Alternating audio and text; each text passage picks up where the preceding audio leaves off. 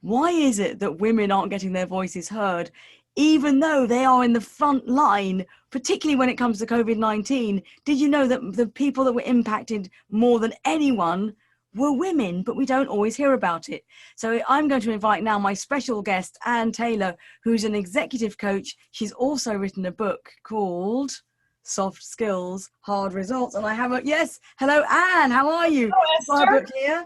Look, I've got my book. We've both got each other's books, which is because we're supporting each other, you see. So Anne has worked for multinational organizations for many years, and now she is an executive coach working with leaders and particularly women leaders. Anne, tell me about the gender gap. Why is there such a gap? So we know the majority of nurses are women. We know the majority of workers in care homes are women. And we know the majority of retail cashiers are women. And these people have been on the front lines for many months through the pandemic. And especially now with kids back in school, we know 3/4 of the world's population of teachers are women as well. They're on the front lines and we're not hearing their stories. Why is that? Is it because women don't they don't own their role, they don't own their space, they don't own their ability to be a spokesperson? I think there's two sides. The first is they don't own it. They're not saying, this is me, I'm important, there's value in what I do, and therefore this is what I need. The other side of it is the fact that the world has been designed for men. There's a great book, and I always misspell her name or mispronounce her name. So it's Carolyn Criado Perez, I believe it is. It's called Yes. The Invisible Woman. Yeah. And it's really about the data bias and how the world's been designed for men. So I think there's two factors influencing us there. I've got a personal anecdote. A friend of mine is a surgeon.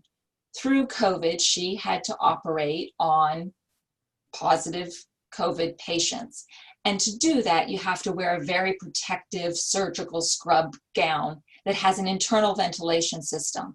She had to try on 20 of these outfits to find one that would fit her because she's a female, petite, smaller frame.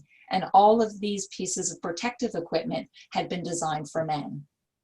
So I think we need to get on with our mission, Anne. My mission is to get more women in leadership roles speaking up and being more visible, shouting about these themes, going and influencing the board or the stakeholders and saying, we need to change things. We need to make sure we have fitted suits for surgeons that are women. That's what I want to hear, more women speaking and being more visible. What do you want, Anne? I want women to recognize the value that they bring, regardless of the position they hold.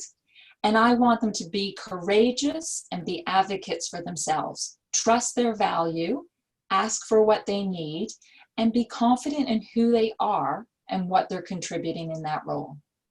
And if you have any questions for myself or Anne, please email me, esther@estherstanhope.com. We'd love your views on this, or just comment in the comments box below. But next episode 4, is going to be how to say no. no.